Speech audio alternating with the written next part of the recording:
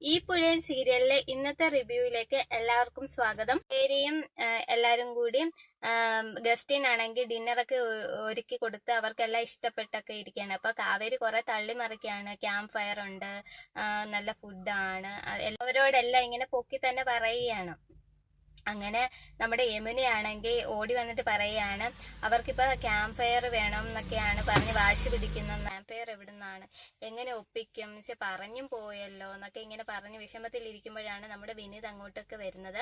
വിനീത് വന്നിട്ട് പറഞ്ഞ് നമുക്ക് ക്യാമ്പ് ഫയറിൽ അവർ ചോദിച്ചത് നമുക്ക് അറേഞ്ച് ചെയ്യാന്നൊക്കെ പറഞ്ഞിട്ട് ശാരദയുടെ അടുക്കളയുടെ സൈഡിൽ ഇരിക്കുന്ന വിറകുകളൊക്കെ അവര് ശേഖരിച്ച് പറക്കിക്കൊണ്ട് വരികയാണ്. അപ്പം ഗംഗ പറയുകയാണ്, അയ്യോ വിനീതേട്ടാ വിറകൊക്കെ എടുത്താ അമ്മ എന്നെ വഴക്ക് പറയും, അമ്മ അറിയണ്ട, ഗസ്റ്റുകളെ ട്രീറ്റ് ചെയ്യണോ അതോ നിങ്ങൾക്ക് വിറക് ഇരിക്കണോ എന്നൊക്കെ ഇങ്ങനെ ഗംഗയോട് ചോദിക്കുകയാണ്. അങ്ങനെ എല്ലാരും ഫെയറിന് ഇരുന്നു. അപ്പം ആരാണ് പാട്ട് പാടുന്നതെന്ന് പറഞ്ഞിട്ട് കൺഫ്യൂഷൻ ഇരുന്നു. അപ്പം കാവേരി പറഞ്ഞു വിനീതേട്ടനെ ഒരു പാട്ട് പാടണം എന്നൊക്കെ ഇങ്ങനെ പറയുകയാണ്.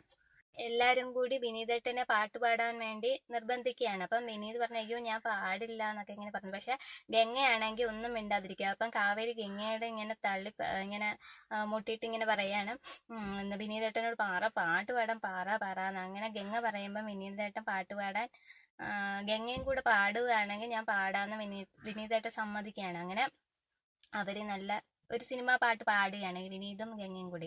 അപ്പോഴാണെങ്കിൽ നമ്മുടെ ജയബാലൻ ഇതെല്ലാം അവിടെ താഴെ നിന്ന് കാണുന്നുണ്ടായിരുന്നു. എന്നിട്ട് ഇതെല്ലാം മൊബൈലിൽ ഷൂട്ട് ചെയ്ത് പിടിക്കുന്നു. ഇത് കണ്ടപ്പം കാവേരി പറഞ്ഞു, നീ അങ്ങോട്ട് ചെല്ല്, യമുനെ പറഞ്ഞു വിടുകയാണ്, നീ അങ്ങോട്ട് ചെല്ല്, ഞാൻ ചെന്നാൽ ശരിയാവില്ല, വഴക്കുണ്ടാകും, നീ ചെന്ന് സംസാരിക്കുക, എന്തുവാ വീഡിയോ ഒക്കെ എടുക്കുന്നതെന്നുള്ള കാര്യം. അങ്ങനെ യമുനയാണെങ്കിൽ ജയബാലന്റെ അടുത്ത് വന്നിട്ട് പറയുകയാണ്.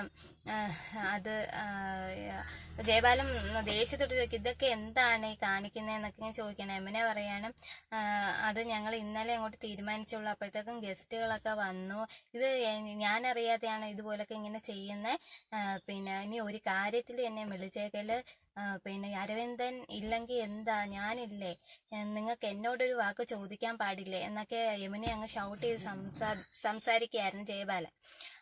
യമുനെ പരമാവധി ജയബാലനെ സമാധാനിപ്പിക്കാൻ നോക്കിയെങ്കിൽ ജയബാലൻ ഒട്ടും വഴങ്ങുന്നില്ല. ഭയങ്കര ദേഷ്യത്തോടെ തന്നെ യമുനെ എടുത്ത് ഇങ്ങനെ പറയുകയാണ് ജയബാലൻ, ഇതൊട്ടും ശരിയല്ല, ഇതൊക്കെ ആരാ പറഞ്ഞു, ഇത് അരവിന്ദൻ ഉണ്ടായിരുന്നെങ്കിൽ ഇങ്ങനെ സമ്മതിക്കുമായിരുന്നു. രാജേശ്വരിയുടെ ഫോണിലേക്ക് ജയബാലൻ വിളിക്കുകയാണ്. വിളിച്ച് അപ്പം നിവിനാണ് ഫോൺ എടുത്തിട്ട് നിവിൻ ചോദിച്ച, എന്താ അങ്കിളെ, എന്താ ഈ സമയത്ത്, അത് രാജേശ്വരി എന്തിയെന്ന് ചോദിച്ചാൽ അത് അമ്മ അപ്പുറത്തേക്ക് പോയതാ, അമ്മയ്ക്ക് തലവേദനയാന്നൊക്കെ ഇങ്ങനെ പറയുകയാണ്.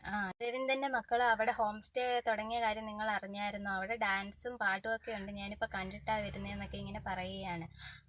അതൊന്നും ഒട്ടും ശരിയായില്ല, കാവേരി അവിടെ തന്നെയാണോ ഇപ്പം ജോലി നിൽക്കുന്നത്, അല്ല ഹോം സ്റ്റേ ഒക്കെ തുടങ്ങിയ സ്ഥിതിക്ക് രണ്ടും കൂടെ മുന്നോട്ട് പോകുന്നത് എങ്ങനെ, ശരിയല്ലല്ലോ എന്നൊക്കെ ഇങ്ങനെ പറയുകയാണ്. അവരെ ഒരു ഇതാക്കി പറയുകയാണ് നിവിനോട്. ഇത്രയാണ് ഇന്നത്തെ എപ്പിസോഡിൽ കാണിക്കുന്നത്.